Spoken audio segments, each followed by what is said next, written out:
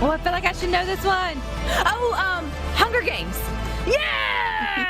I was like, hold on, this sounds incredibly familiar. All right, welcome back to Good Things. Don't forget, we are streaming live over at SuperTalk.fm. You can also find us on SuperTalk TV, but it's Friday. We've got Tanya back to talk movies. And gosh, I should give you the whole hour because I feel like we haven't seen you in so long. There's so much to catch up on. We do. Of course, Thanksgiving's a big movie release time. So, so I guess let's start with The Hunger Games. Absolutely.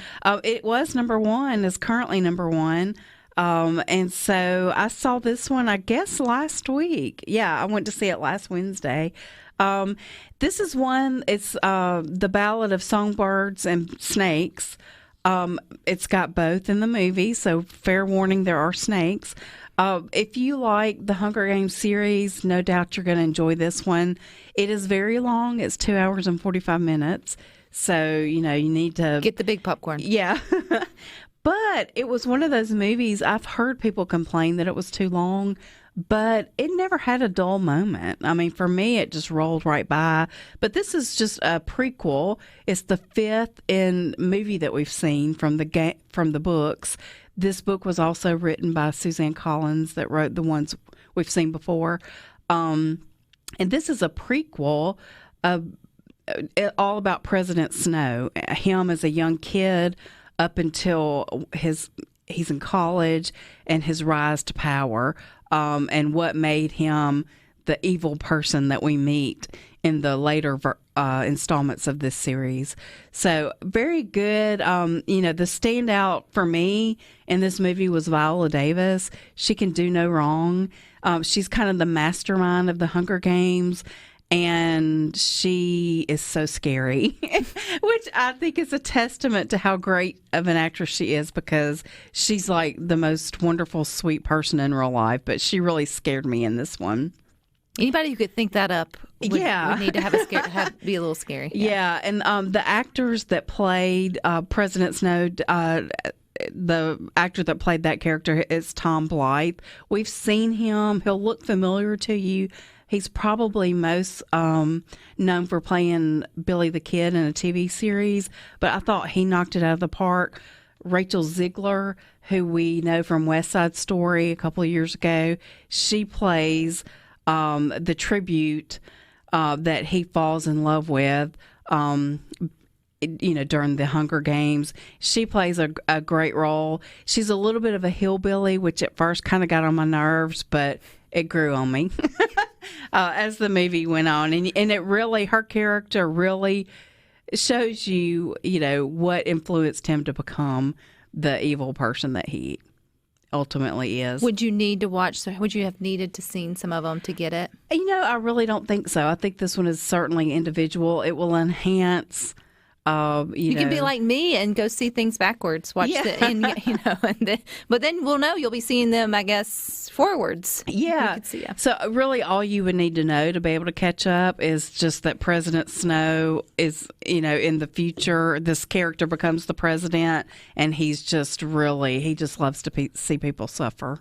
Yeah. So nice guy. Yeah. The other one I did not see because I was cooking, so I sent my husband as my proxy to see Napoleon. He was super excited, so I was glad that he got to go see it. And his critique is very simple. He said it was weird, not enough war scenes, and they spent too much time on Napoleon's relationship with his first wife, Josephine. So that's that. It's Joaquin Phoenix playing the title character, who is kind of a weird guy anyway. So I was not surprised by his description at all. I saw an interview on Sunday, CBS Sunday, whatever morning, whatever that is, with the director, and he mentioned that it was less about the war and more about the person as a character, whatever they call it. Yeah, so if that's your thing, you'll probably love it. But my husband was all about, he likes the war. Yeah. He wanted to see more of that. You will be disappointed. Yeah, so if you're going for war, just keep on trucking. It's also not very historically accurate. Oh, yeah. Yeah, I think that's been, yeah. Yeah. If you're a history buff, it's probably not the one you want to see. And then Wish is the new Disney movie. I just saw it. And it is very sweet. I thought this was, it's supposed to be sort of a tribute to the 100 years of Disney. And it's kind of a throwback to some of the old hand-drawn animation that we've seen from the beginning, mixed with the more current methods. So it's very beautifully done. When it first started, probably the first 30 minutes, I was like, ugh, they're trying so hard to get another Frozen, and it's just not going to happen. But then it started picking up. The music really is good. It's no Encanto. I don't think it's going to be hard for them to follow up that one, but it's very good. It's got a very positive message about people banding together to work for a common goal. But in this one, it's about kind of an evil king who he thinks he's doing good by his people. He is capturing their wishes and keeping them. Like when he captures them, they forget them. And he thinks he's helping them by helping them not long for something that maybe they can't have.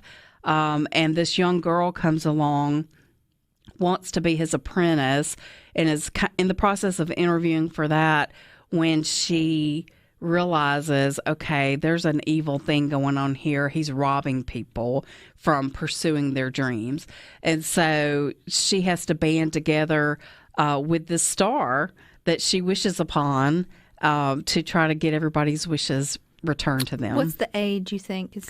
I think any age. When I saw it, there were some little bitties in there, and I did not hear them running around or talking much. The little star is really going to capture their hearts. I think he's so cute, or she, I'm not really sure, but just really cute. And I feel like that's going to really draw them in. I like Trolls. Yes, for sure. And Trolls is another one that we haven't gotten caught up on. It's another one of those. This is the third in the Trolls series. If you like the first two, you're going to like this one. The music in this one's really good. My kids enjoyed it. Yeah, I've always loved Trolls just for the music because they always have, the latest, greatest music. But this one, you get the extra layer of In Sync. I mean, you can't beat that. Or wondering if they'll come out on concert or not. Or I tour. know. That's still, rumor has it, but nothing official has been announced. Is there anything new coming out this week? Well, speaking of music, Beyonce's concert film came out today.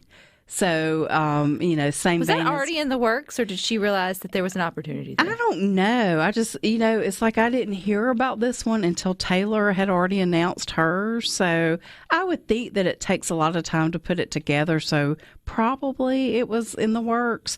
But this one is not rated. I feel like it's probably geared toward a little more mature audience than Taylor Swift's.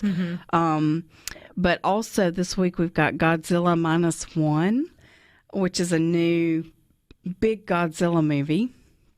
And it's post-war Japan, and the country is at its lowest when this new creature appears. And not only is it Godzilla, but he's also powered by an atomic bomb. So destructive, very destructive. Yes.